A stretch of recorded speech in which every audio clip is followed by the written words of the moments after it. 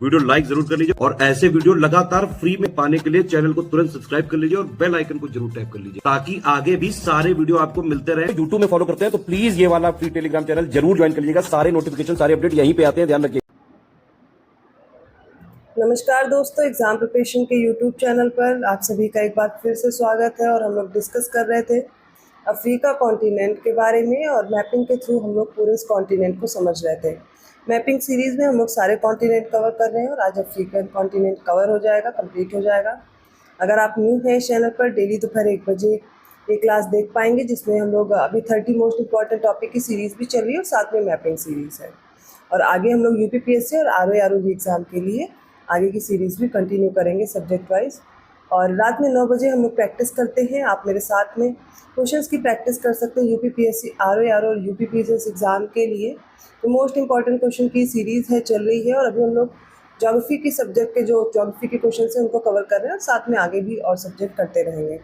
अगर आप न्यू हैं इस चैनल पर तो इन पीडीएफ को प्राप्त करना है, इन पीडीएफ को परचेज़ करना चाहते हैं या इनके साथ में अदर कोई कोर्स परचेज़ करना चाहते हैं, क्योंकि दिए गए समय में अभी आपके पास ठीक ठाक टाइम है, जो कि यूपीपीएससी प्रीलिम्स और आरओ एग्ज़ाम हो या इलाहाबाद की जो वैकेंसी इलाहाबाद हाई कोर्ट की group C group D steno की, इन सभी की प्रिपरेशन आप एक ही जगह पे कर सकते हैं, जो कि स्टडी फॉर सिविल सर्विसेज का नया कोर्स आ चुका है। और इसमें आप देखेंगे जो एग्ज़ाम ओरिएंटेड कंप्लीट कोर्स होना चाहिए, सिर्फ उतना दिया गया मटेरियल जो सिर्फ आप उतना ही पढ़ के अपने एग्ज़ाम को क्वालिफाई कर सकें।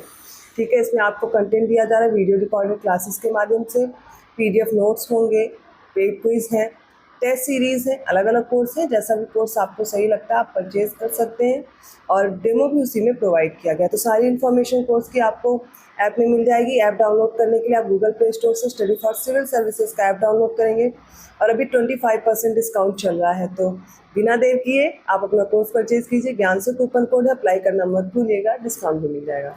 चलिए आज की क्लास स्टार्ट करते हैं। तो अफ्रीकन कॉन्टिनेंट में हम लोग काफ़ी चीज़ें पढ़ चुके थे और आज हम लोग बात करने वाले हैं अफ्रीका के प्रमुख मरुस्थल के बारे में। ठीक है, तो सबसे पहला जो मरुस्थल पढ़ना है, जो आपको पता है, वो सहारा होगा। ये जो क्षेत्र है ये सहारा मरुस्थल का है। ठीक है, तो सहारा जो रेगिस्तान है, ये रेगिस्तान भूमध्य सागरीय तट पर उपजाऊ क्षेत्र को छोड़कर उत्तरी अफ्रीका का अधिकांश भाग इसमें शामिल है। मागरेब जो भी उत्तर पश्चिमी अफ्रीका के एटलस पर्वत से और मिस्र और सूडान में नील घाटी तक ही फैला है। दक्षिण में यह अर्ध शुष्क उष्णकटिबंधीय सवाना की एक बल्टिस्मी है और सहेल से ये घिरा हुआ है। आहगर पर्वत जो है और तिब्बती पर्वत, ये रेगिस्तान के प्रमुख पर्वत भी हैं। तो आहगर और तिब्बती याद रखिएगा, सहारा रेगिस्तान में प्रमुख पर्वत पाए जाते हैं। साहेल की बात करें तो साहेल क्या है, ये घास के मैदान है और सवाना से आच्छादित है, जिसमें वुडलैंड और झाड़ियों के क्षेत्र शामिल हैं। अफ्रीका के साहेल भाग में उत्तरी सेनेगल, दक्षिण मारितानिया, मध्य माली, उत्तरी बुर्किना फासो, अल्जीरिया के दक्षिणी हिस्से नाइजर, नाइजीरिया के उत्तरी हिस्से कैमरून और मध्य अफ्रीकी गणराज्य, मध्य चैड, मध्य और दक्षिणी सूडान के हिस्से, दक्षिणी सूडान, इरीट्रिया, उत्तरी हिस्से आदि शामिल हैं। तो ये आप देख सकते हैं कि अफ्रीका के साहेल और भाग में आप देखेंगे उत्तरी सेनेगल आता है, दक्षिण मारितानिया, मध्य माली। तो साहेल क्षेत्र में क्या क्या क्षेत्र आ रहे हैं, ये हिस्से आपसे पूछे जा सकते हैं, याद रखिएगा। फिर है तफीलाल्ट मोरक्को, विश्व के सबसे बड़े मरु उद्यानों में से एक माना जाता है और तफीलाल्ट मोरक्को के सहारा रेगिस्तान क्षेत्र में स्थित है। दुनिया के सबसे बड़े स्वनिर्मित नखलिस्तान दक्षिण पूर्वी सऊदी अरब में स्थित ये अल अहसा है। और इसके बाद आप देखेंगे वो सबसे बड़े मरु उद्यानों में कौन सा आता है, तफीलाल्ट मोरक्को।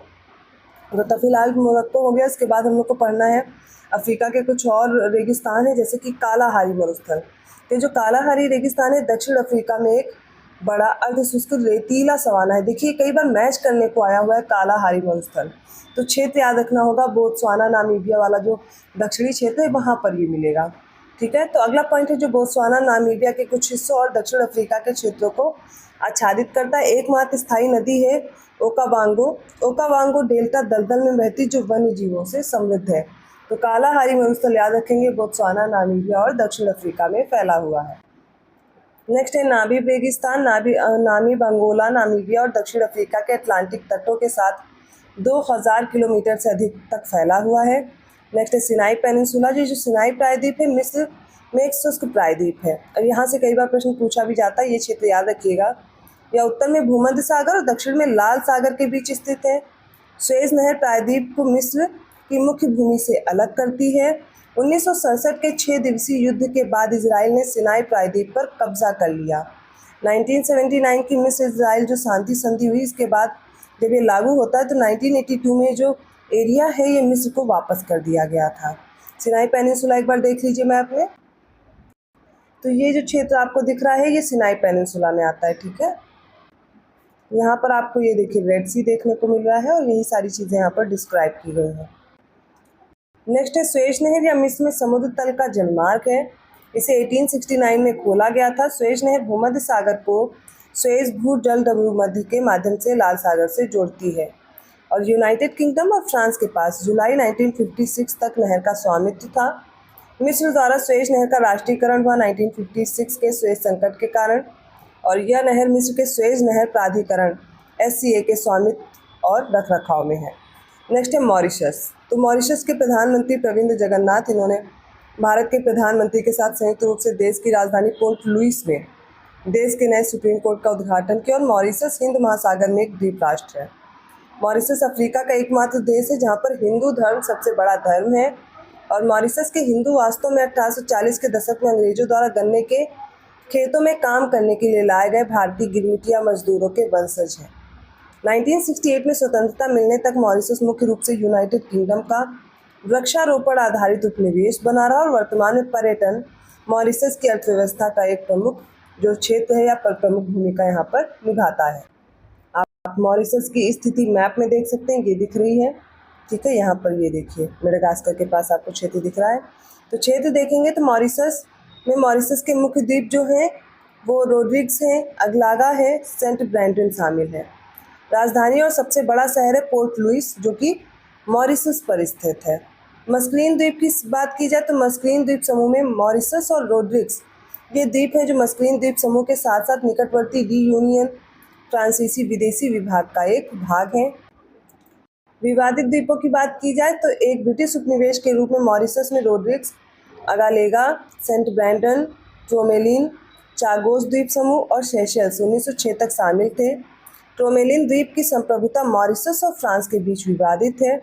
1956 में ब्रिटेन ने ब्रिटिश हिंद महासागर क्षेत्र बनाने के लिए मॉरिशस क्षेत्र से चागोस द्वीप समूह और सेशेल्स के कुछ द्वीपों को विभाजित किया था। तो चागोस की जो संप्रभुता है मॉरिशस और यूके के बीच विवादित है। नेक्स्ट है डिएगो गार्सिया, ये अमेरिकी नौसैनिक अड्डा है। इस क्षेत्र के द्वीपों में से एक संयुक्त राज्य अमेरिका को पट्टे पर दिया गया था। नेक्स्ट है 2019 में अंतर्राष्ट्रीय न्यायालय ने एक परामर्शी राय जारी की थी जिसमें मॉरिशस के विऔपनिवेशीकरण को पूरा करने के लिए ब्रिटेन को चागोस द्वीपों को जल्द से जल्द मॉरिशस को वापस करने का आदेश दिया गया था। अब कुछ देश इसलिए इम्पोर्टेंट हो जाते हैं, उनसे प्रश्न बनते हैं, जैसा कि इथियोपिया की बात की जाए तो इथियोपिया का जो बड़ा भाग है वो हॉर्न ऑफ अफ्रीका में स्थित है और इथियोपिया उत्तर में इरिट्रिया, उत्तर पूर्व में जिबूती, पूर्व में सोमालिया, दक्षिण में केन्या, पश्चिम में दक्षिण सूडान और उत्तर पश्चिम में सूडान से सीमा साझा करता है। जो इथियोपिया है दुनिया का सबसे अधिक आबादी वाला स्थलबद्ध देश है, ये भी याद रखिएगा क्योंकि लैंड लॉक्ड कंट्रीज में पूछा जाता है कौन सा देश शामिल नहीं है या फिर कौन सा है। अफ्रीकी महाद्वीप नाइजीरिया के बाद पर दूसरा सबसे अधिक आबादी वाला देश है। इसकी राजधानी शहर अदिस अबाबा अफ्रीकी संघ के मुख्यालय के रूप में कार्य करता है और इथियोपिया में ताना झील ब्लू नील नदी का स्रोत भी है। तो पहले तो याद रखिएगा कि किनसे सीमा साझा करता है इथियोपिया। उत्तर में Eritrea, Djibouti, Somalia, Kenya, Sudan और सूडान उत्तर पश्चिम में भी है। तो इरिट्रिया की बात करें तो इरिट्रिया पूर्वी अफ्रीका का एक देश है जिसकी राजधानी अस्मारा है। यह दक्षिण में इथियोपिया, पश्चिम में सूडान और दक्षिण पूर्व में जिबूती से घिरा है। तो अब देखिए आपको इथियोपिया दिख रहा है, ये राउंडेड इथियोपिया, ठीक है। अदिस अबाबा इसकी कैपिटल है। अब ये इरिट्रिया से घिरा है, सूडान से भी है, साउथ सूडान हो गया, केन्या है, सोमालिया है, ठीक है, और ये रहा जिबूती, याद रखिएगा। इन सभी से इथियोपिया घिरा हुआ। अब इसी तरह इरिट्रिया का भी पूछा जा सकता है, इसलिए आपको याद रखना होगा। इरिट्रिया, इथियोपिया, केन्या, सोमालिया, ये सारे क्षेत्र आपको ध्यान रखना होगा। नेक्स्ट है हॉर्न ऑफ अफ्रीका। तो यह क्षेत्र जो है अफ्रीकी महाद्वीप का सबसे पूर्वी प्रक्षेपण है, ठीक है। यह लाल सागर के दक्षिणी किनारे पर स्थित है और अदन की खाड़ी, सोमाली सागर और गॉर्डोफुई चैनल में सैकड़ों किलोमीटर तक फैला है। टिड्डियों का झुंड हॉर्न ऑफ अफ्रीका के रेगिस्तान में उत्पन्न होता है। तो ये जो क्षेत्र है ये हॉर्न ऑफ अफ्रीका कहलाता है। नेक्स्ट है स्वातिनी। स्वातिनी पूर्व में स्वाजीलैंड के नाम से जाना जाता था। दक्षिण अफ्रीका में एक छोटा सा स्थलबद्ध देश है। लेसोथो की तरह जो पूरी तरह दक्षिण अफ्रीका में स्थित है के भीतर है, और स्वातिनी की सीमा मोजाम्बिक और दक्षिण अफ्रीका से लगती है। तो अगर स्वातिनी की बात की जाए तो ये आप देखेंगे, जिसमें अफ्रीका की सारी लेक्स हैं। पहले तो सबसे पहले उसका क्षेत्रफल, क्या लॉन्गिट्यूडनल एक्सटेंट है, लैटिट्यूडनल एक्सटेंट, कितनी लेंथ है, कितनी ब्रेथ है, सारी चीज़ें हम लोगों ने देखी। ये सारी चीज़ें देखने के बाद लंबाई, चौड़ाई और जो अक्षांशीय देशांतीय विस्तार है, ये सब डिस्कस किया, कितनी जनसंख्या है, और इसके बाद में कौन से बड़े शहर हैं, कौन से छोटे शहर हैं, प्रमुख द्वीप कौन से हैं, नहर कौन सी है, नदियाँ, रेगिस्तान, घास के मैदान, सारी चीज़ें हम लोग डिस्कस कर चुके हैं।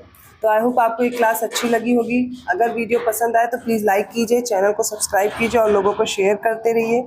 ऐसे ही टॉपिक के साथ मैं मिलती हूँ नेक्स्ट वीडियो में। आप इनकी PDF परचेज़ करना चाहते हैं, अदर कोई कोर्स लेना चाहते हैं, तो आप कूपन कोड अप्लाई करेंगे ज्ञान सर। इसके लिए सबसे पहले ऐप डाउनलोड करना होगा गूगल प्ले स्टोर से, और उसको डाउनलोड करके आप कोई भी कोर्स परचेज कर सकते हैं। फेस्टिवल ऑफर चल रहा है, 25% का आपको डिस्काउंट मिल जाएगा।